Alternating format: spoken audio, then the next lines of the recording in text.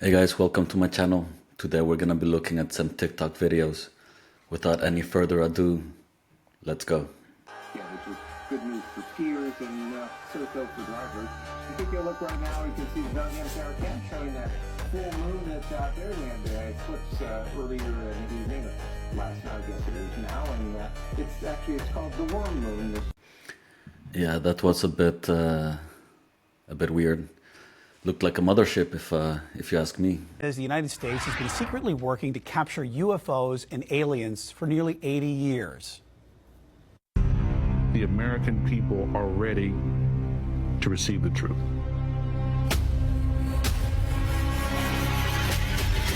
Humanity is not the only intelligence in the universe. Humanity is not the only intelligent species. We are absolutely not alone. Non-human intelligence exists. UAPs are real, they're here, and they're not human. Well, that clip is from the upcoming documentary, The Age of Disclosure. It delves into the reported efforts from the U.S. government to collect any information on aliens and their visits to our world. And joining me now to talk a little bit about it, Chief Transportation Correspondent and pilot herself, May-Kay Beeler. May-Kay, can we handle the truth first? And we're not talking about the cliche of the green little men, but it's rather something known as what he was talking about, the UAPs. Describe that. Yeah, so UAPs, of course, are the new UFOs. It's the government's new definition. Aerial phenomenon. So are we ready for the truth? When you look at the condition of the world today, I don't know. It's hard for us to handle what's going on in politics. Might be another good distraction for everything, might be a great, too, right? There is to rally everyone. Yeah, and Brian, there's an appetite for answers. 1.6 million people watched that trailer, and the documentary will be available soon, and a lot of information in there that we'll be watching. So this new documentary, which talks to the various high-ranking officials, yeah, including you have the former director of national intelligence, James Clapper, who was under President Obama, and he says the government has taken a lot of out-of-date approach here to disclosing the information about the UAPs. Well, there are claims from 34 senior U.S. officials who say, they swear, they claim that the government has covered up non-human intelligence, aliens, for 80 years. And the folks that are coming forward now immediately will be discredited. They can have the most stellar background, highly intelligent security clearances, and they're immediately discredited. And death threats.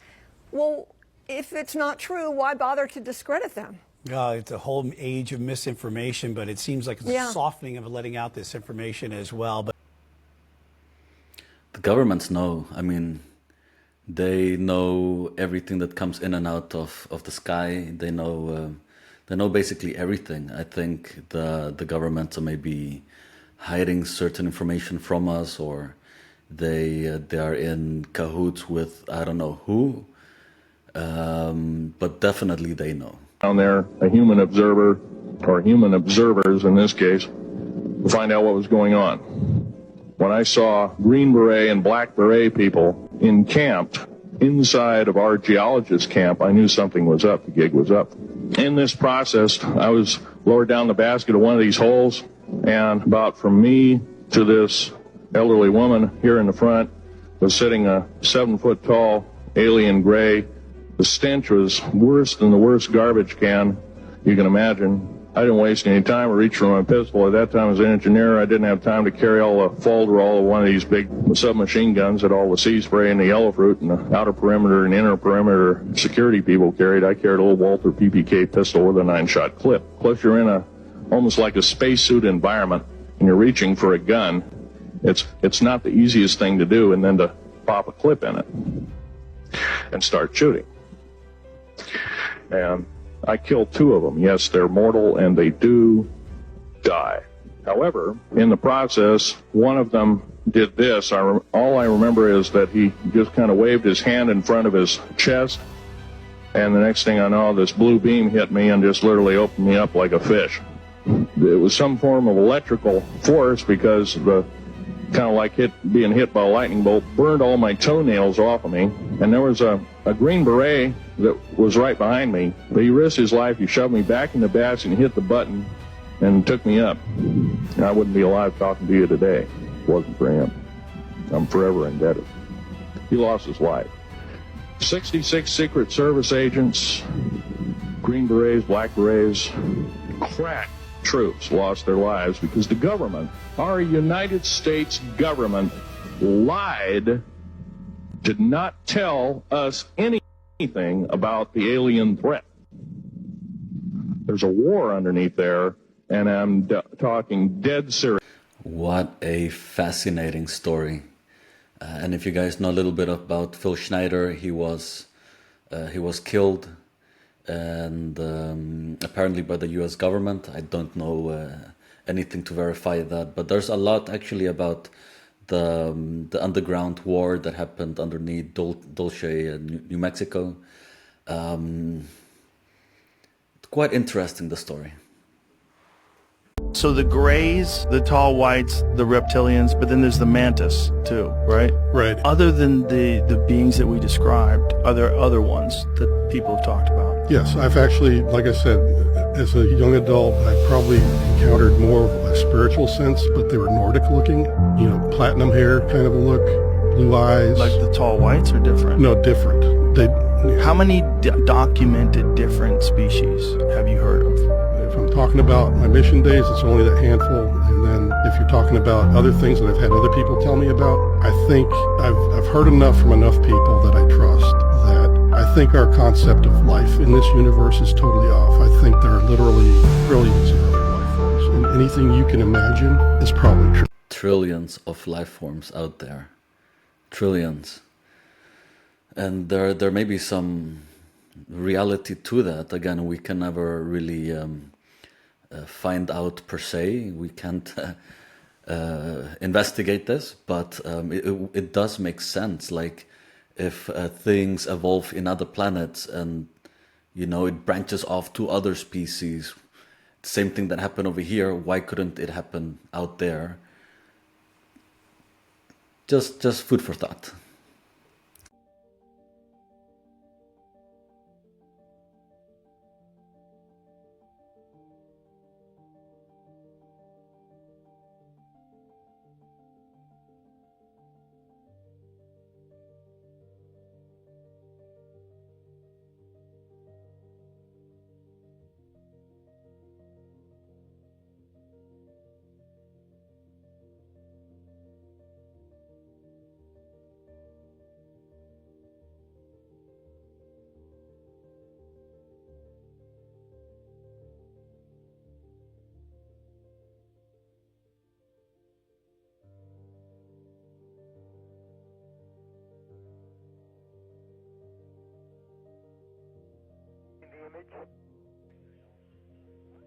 Franklin, we see a long line, a couple of star-like things, and a lot of things swimming in the foreground. Can you describe what you're seeing? Well, the long line is a tether, and there's a little bit of debris that kind of flies with us, and it's illuminated by the sun at such low angles. So there's a lot of stray light, and it's getting washed out quickly, but Claude is trying to do a quick, good job here adjusting the cameras. Copy that.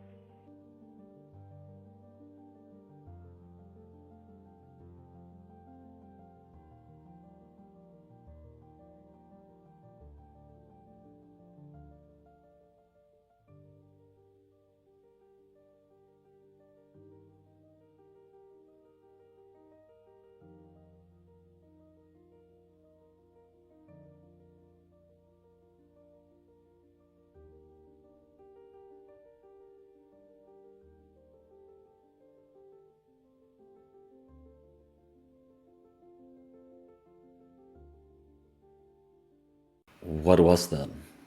Is that why NASA doesn't show us space anymore? Maybe it's full of aliens? And by the way, those who are wondering a little bit more about this video, it's actually a video, you can find it in the NASA archives, NASA website. And what is interesting about this video is that the camera pans to the side, and you can actually see the Earth from a distance, of course.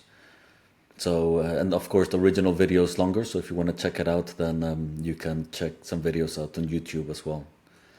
They say the reptilians rule from the shadows, but what if they are the shadows? Ancient texts whisper of serpent gods. Enki, the feathered Quetzalcoatl, the dragon of Revelation. The Bible speaks of Nephilim, fallen hybrids of divine and mortal, Vatican holds serpent imagery in its halls. Science says our brainstem is reptilian. Instinct, survival, control. Who gave us this? The Anunnaki, Sumer's sky gods who fashioned man. Genesis echoes this.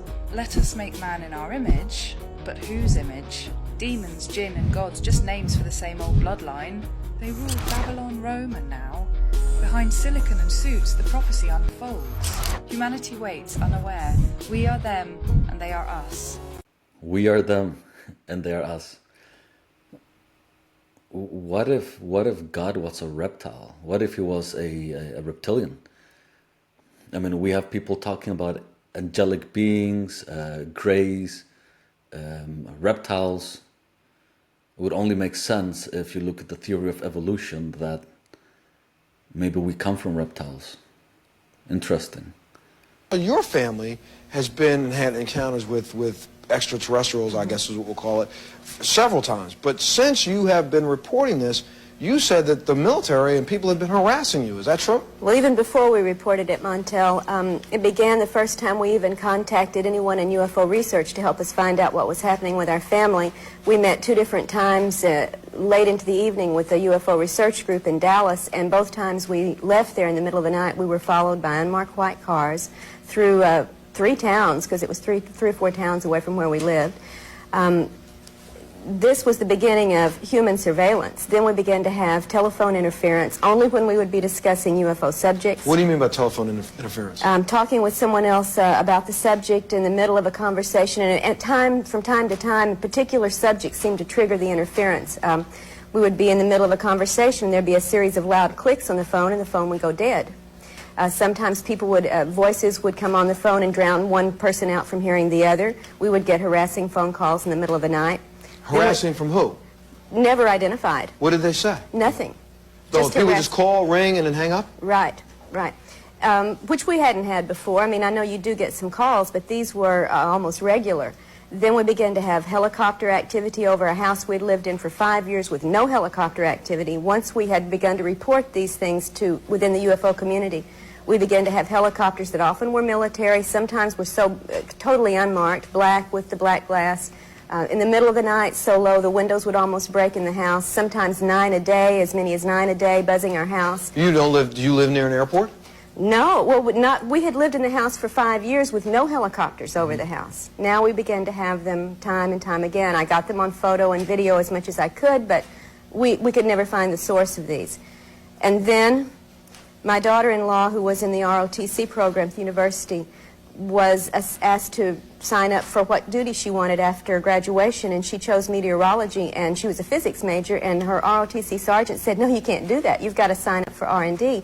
Don't you want to work with the UFOs and the alien projects? Don't you want to know what the Air Force really knows that we don't tell anyone else? And this terrified her so much she dropped out of the program because she knew somebody had been listening enough to us under surveillance to know she was part of this ongoing activity. Whoa. And the final thing was when my husband was abducted by military personnel in November of '88, drugged, questioned, and threatened about our involvement, what we knew about the aliens and what our family had been involved with them, and when he wouldn't answer, he was knocked out and doesn't know what happened to him after that. But he recalls being abducted. Yes, he does. He recalls the center of the abduction experience. There is a mind control procedure that can be used to keep you so dazed and confused you don't know what's going on until it sort of lifts where you can be questioned, and then they knocked him totally back out. I have a silly question, though. Did he ever report to anybody? Somebody came in my house and grabbed me and took me out and drugged me? He never reported it? No, he did not Why not? report it because he had absolutely no evidence of it except the experience. Well, we've been talking about UFOs, and before I introduce the next guest, I've got to come back over and ask Carla this question. Now, Carla, I know for you this is a very serious issue, and you have been abducted, you have been taken, but for us who have never seen an abduction, for us who have never ever experienced a UFO, how can you have to understand that I have to be skeptical. It's like telling me that tomorrow the city of Atlantis is going to rise out of the middle of the Atlantic Ocean. No, it isn't. When there are people who believe that. Being skeptical means having an open mind. It doesn't mean making up your mind before all the data's in. And I hope you are skeptical. If people want to know what's happened to me, I have a book that's talked about it. It's a cheap little paperback that's worth, you know, $5 to find out. We don't have time to talk about it here. But this has happened to tens of thousands of people. I do research with people for the last 5 years. We have cases going back to 1954 where after a UFO landed on a farm in Indiana and had abductions with every member of the family, the next day the military came en masse and sequestered the family for 4 days, wouldn't let them out of the house while they drugged and interrogated them as well. So I'm not the only one who's saying this is something I've made up in the last few years. Okay. It goes back at least to the 50s. All right. We have cases as recently as October of this year where people have been abducted by the military, drugged, threatened, and interrogated. Okay. It does All right. go on.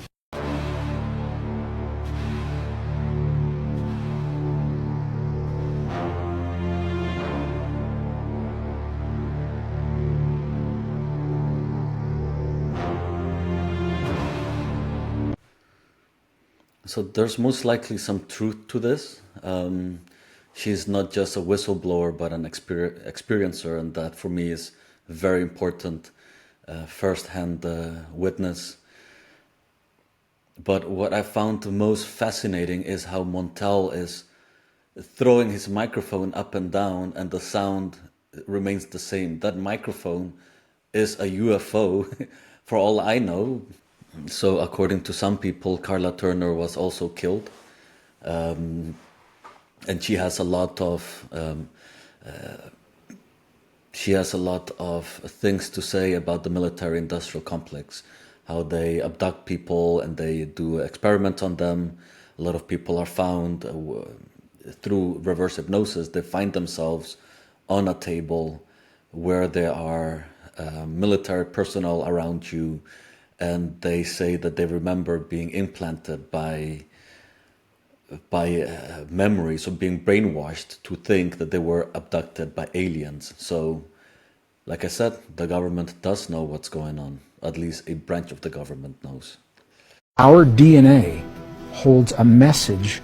I went into one of the oldest and most mysterious spiritual texts, the Sefer Yetzirah, and it's only been translated into English once. Every single alphabet that has ever been known to exist has always had a mysterious number linked to the letter that it represents. When I took the ancient alphabets and I replaced the elements of the DNA with those alphabets, the DNA began to read as you read letters in a sentence in the page upon a book. When we replaced those letters with a periodic table and we began reading the text, the very first sentence in every strand of DNA literally says the words, God eternal within the body.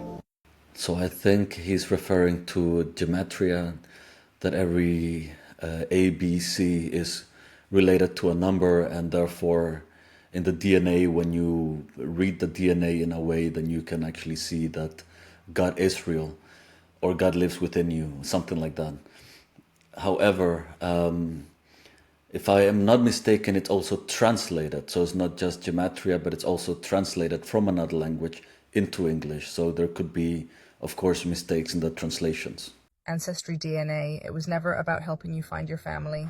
They told you it was about reconnecting with your past. They told you it was about discovering your roots, your lineage, your history. They told you it was about finding long-lost relatives.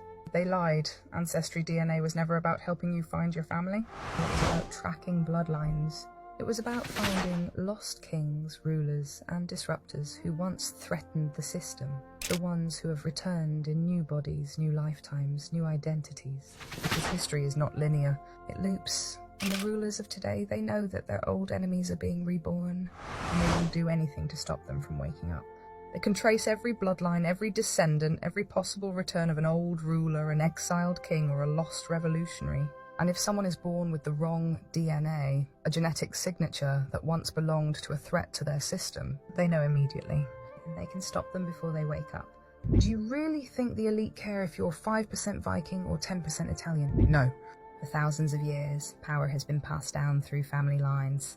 Not because of wealth, not because of privilege, but because of something deeper. Because certain souls always return to the same genetic pools. The rulers of the past knew this. That's why they practiced inbreeding to ensure their own souls would return to their own dynasty, kept extensive genealogy records so they would always know who belonged to which bloodline, created secret societies that only accept specific families because they believe power reincarnates within their lineage. They have always been obsessed with tracking souls through DNA. And now with modern technology, they don't have to guess anymore. The real reason they launched mass DNA collection programs was to find and neutralize threats before they wake up. Look at what happened the moment DNA testing became popular. Intelligence agencies gained access to private DNA databases without consent. Genetic data was bought, sold, and cross-referenced against historical bloodlines. Ancient royal lineages, fallen empires, and revolutionary leaders were mapped to their modern descendants. They are searching for someone, or rather many someones. The ones who opposed the system before, the ones who once sat on thrones they were never meant to return to, the ones who have the power to remember and fight again. And if they find you in their system, they act before you do. They discredit certain people before they rise to power. They silence those who start remembering too much. They neutralize threats before they can shake the system again. Because if you wake up, if you remember who you were, if you realize why you are really here, the cycle ends, the throne is taken back, and their illusion of control collapses forever. The final question, who were you before? This is not a game. The war for control did not start in this lifetime. It has been happening for centuries, for ages, for cycles upon cycles of reincarnation. And now we are in the final phase. The system is collapsing, more people are waking up, and the ones in power are desperate to track, suppress, and erase those who were never meant to return. So ask yourself, why were you born in this time? Why does history feel familiar? Why do you feel drawn to certain places, symbols, or eras as if you lived them before? You might not just be a person searching for your past. You might be the past searching for itself. And the ones who rule now, they know who you are. The only question is, do you?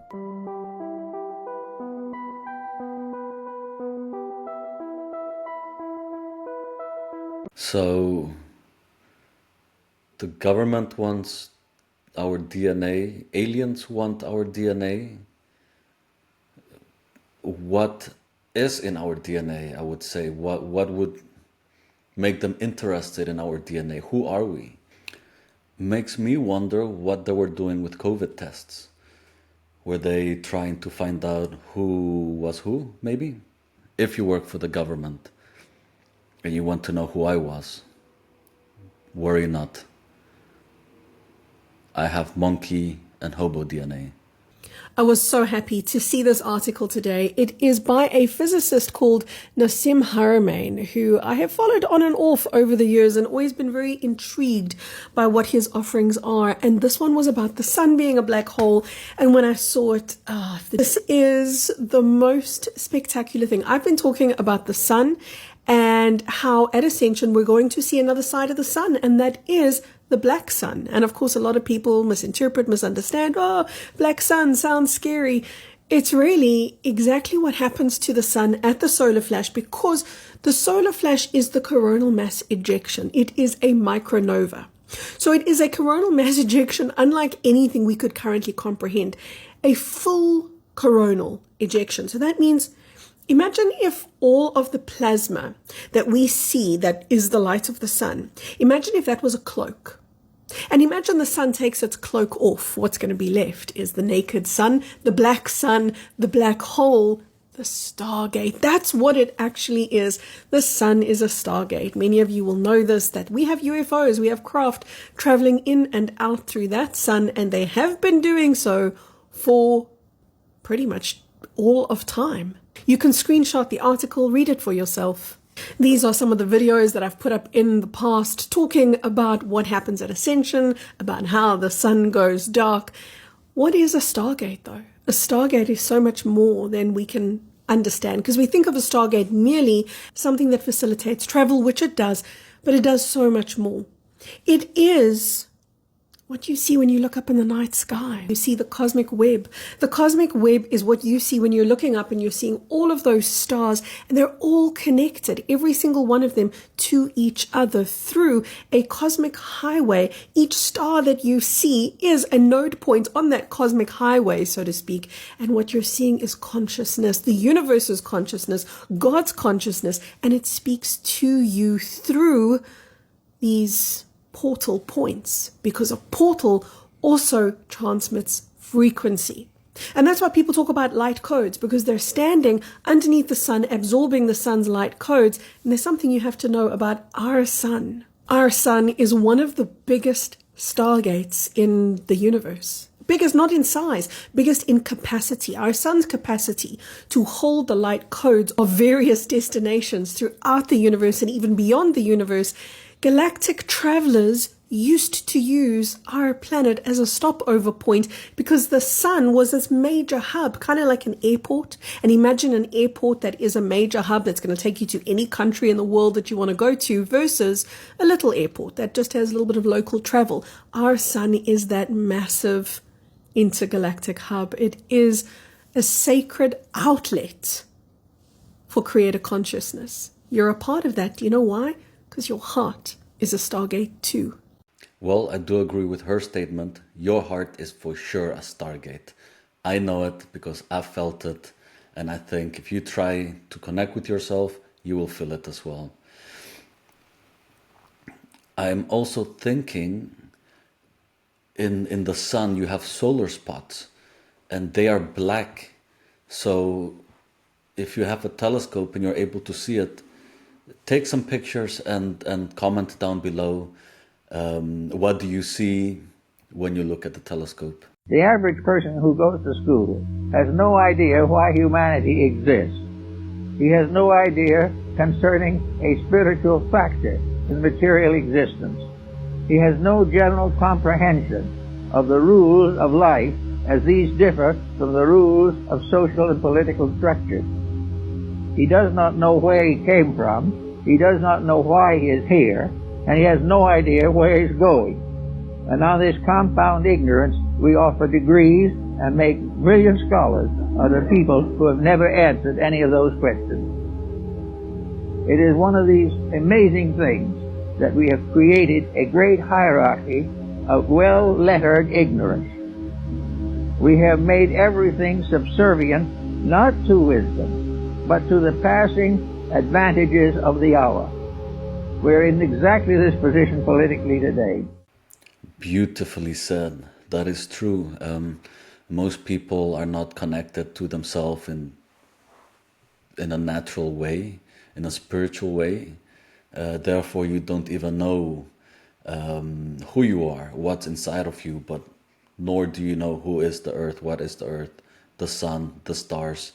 There's a lot to say about the history of the galaxy. Let them judge you. And that's what I've done. Vulnerability. I can't handle it, right? I love being vulnerable. Do you know why? I pull my heart out. I wear my heart on my sleeve. I speak straight from my heart, my soul, my consciousness. I just let it out because I get to see where everyone around me's at. You get to see who tramples on your heart. You get to see what people do with how you express yourself. So why should I be fake? Why should I put on a mask for someone? I just want to be me. Yeah? I'm not going to be belligerent. I'm certainly going to act from love, honor and respect. Yeah? But I'm going to be authentic and real. That's for sure. That's definitely what we need to be. We need to be real, authentic. I'm lucky enough to have met George Cavasilas online. Had a nice few conversations with him. Those that are interested in knowing a bit about him, you can check out his YouTube, his Instagram, and he also has his own website, weareinfinite.com. I highly advise all the viewers to go check it out. And with that, I will end my video. Thanks for watching. Don't forget to like, subscribe, and comment below what do you think of this video.